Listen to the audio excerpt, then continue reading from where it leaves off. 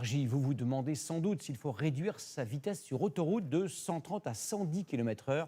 Cela permet en principe de réduire la consommation de carburant et donc les émissions de gaz à effet de serre. Pour en avoir le cœur net, nous avons envoyé 2 équipes de reporters dans le même modèle de voiture vers la même destination. Résultat de ce test grandeur nature avec Agathe Fourcade, Joanne Mavière et Bruno Chastagnier. Je fais à 130, tu vas à 110. Allez. Top départ. Première étape, Le Mans. Joanne va forcément mettre plus de temps, mais combien? Et pour quelles économies? On est déjà en train de les semer.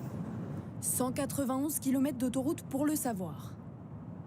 Le temps de sortir de Paris, on est toujours côte à côte. Mais passé le péage... Ça y est, on vient d'arriver sur l'autoroute. On est donc à 110 au lieu de 130. Et il y a déjà des voitures qui nous doublent. Nous roulons maintenant à 130 km/h. Joanne, on l'a dépassé il y a bien longtemps. Premier point de comparaison, notre temps de trajet à chacun. Pour moi, après 2 heures, Nous venons d'arriver à la cathédrale du Mans. dont 1h30 d'autoroute, Allô Agathe? Allô Joanne? On est à 10 minutes d'après le GPS là.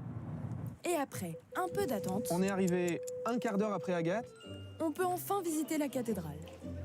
Mais pour livrer ce reportage à temps, direction TF1. Dernier arrêt, la station essence, pour comparer notre consommation de carburant. Joanne a encore un peu de retard. Et à l'arrivée, J'ai mis 21 litres et demi, ce qui me fait à peu près 33 €.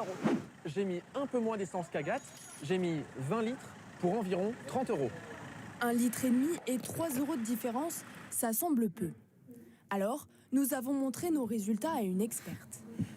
Selon les études, rouler à 110 km/h permet de réduire de 25% les émissions de CO2 sur un trajet. Alors si on passait de 130 à 110 sur l'autoroute, à l'échelle globale donc française, on pourrait arriver à une économie de 2 millions de tonnes de CO2, ce qui équivaut aux émissions de 200 000 Français, ce qui équivaut aux émissions de la ville de Rennes pendant un an. Pour l'instant, aucune loi